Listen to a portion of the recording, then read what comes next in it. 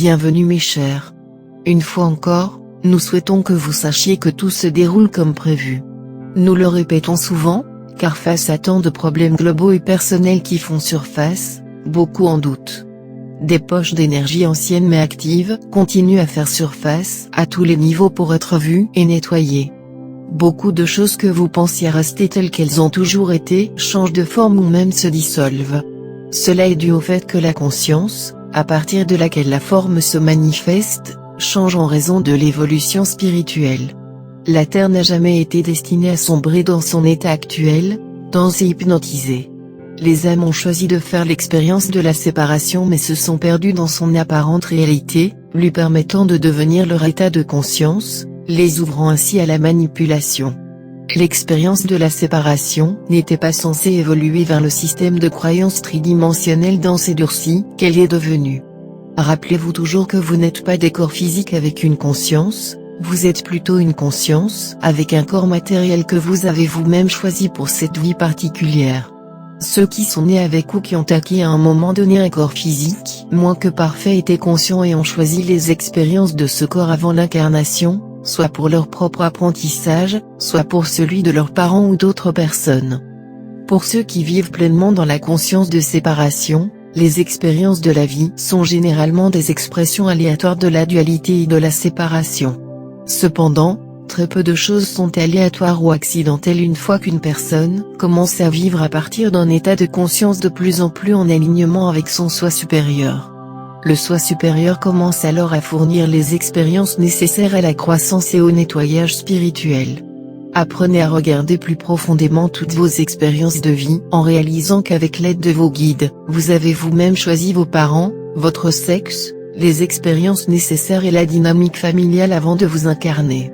Une âme choisit souvent de s'incarner dans une famille qui lui donnera l'occasion d'expérimenter et de réactiver une vieille énergie qu'elle a portée et dont elle a souffert au cours de nombreuses vies antérieures, mais qu'elle est maintenant prête à effacer définitivement. C'est souvent le cas dans les dynamiques familiales de maltraitance, de croyances ou de traditions religieuses rigides, d'alcoolisme ou de toxicomanie. Sachez que dans chaque situation, il se passe quelque chose de plus que ce dont témoignent les apparences.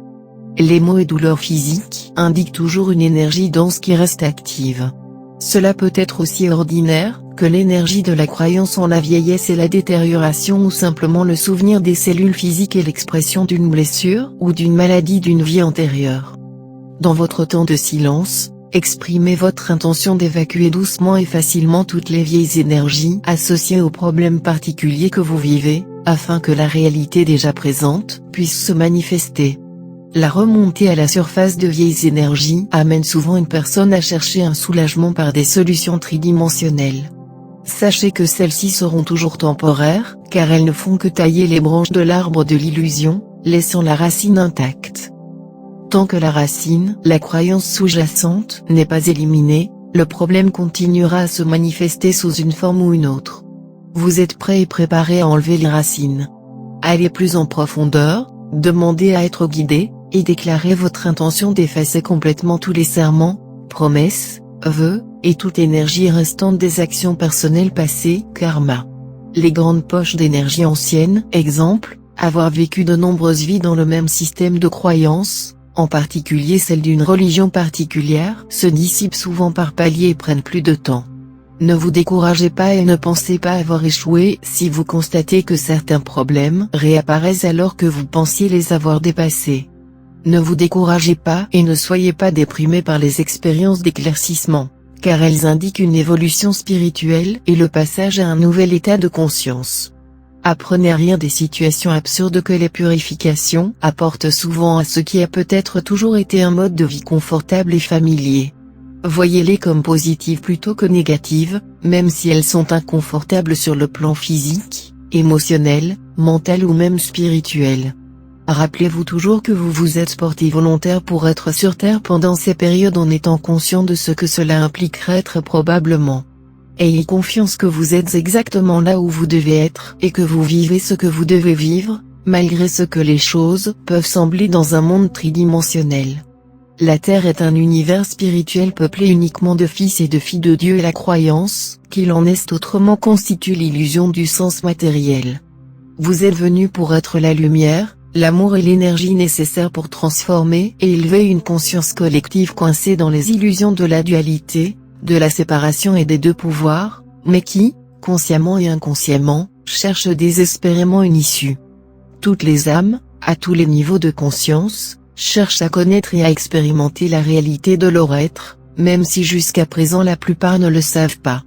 Le pardon de soi est une facette puissante de l'amour et doit être intégré dans le processus de nettoyage. Lorsque les actions du passé sont vues d'un œil nouveau et éclairé, elles peuvent entraîner et entraînent souvent la culpabilité et le dégoût de soi. Comprenez que chaque personne n'est capable de vivre et d'agir qu'à travers son état de conscience atteint. Pardonnez-vous et aimez-vous en réalisant que les mots que vous avez prononcés ou les actions que vous avez entreprises dans votre état de conscience précédent étaient ce que vous pouviez faire de mieux à ce moment-là. Faites des réparations si vous êtes guidé, mais ne passez pas de temps dans le regret et la culpabilité, car ce sont des émotions négatives qui reflètent la séparation de votre véritable soi. La croyance en la séparation est à la base de toute action négative dans le monde.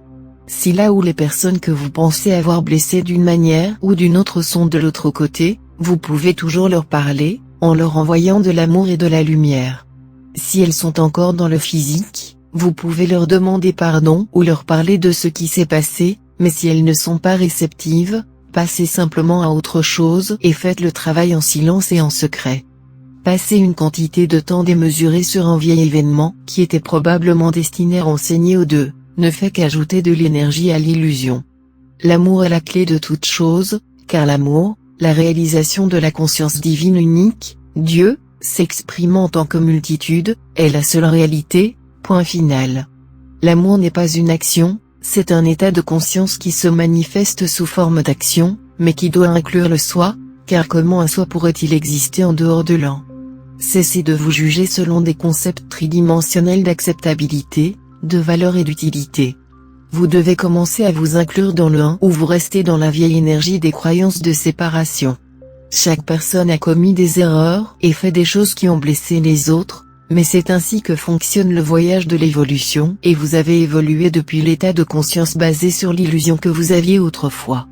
Apprendre à se voir en tant que soi est une priorité car si vous refusez d'accepter votre place dans l'un, vous ne pourrez le faire pour aucune des expressions de Dieu. Connaissez, acceptez et soyez l'amour incarné car rien d'autre n'existe. Nous sommes le groupe arcturien.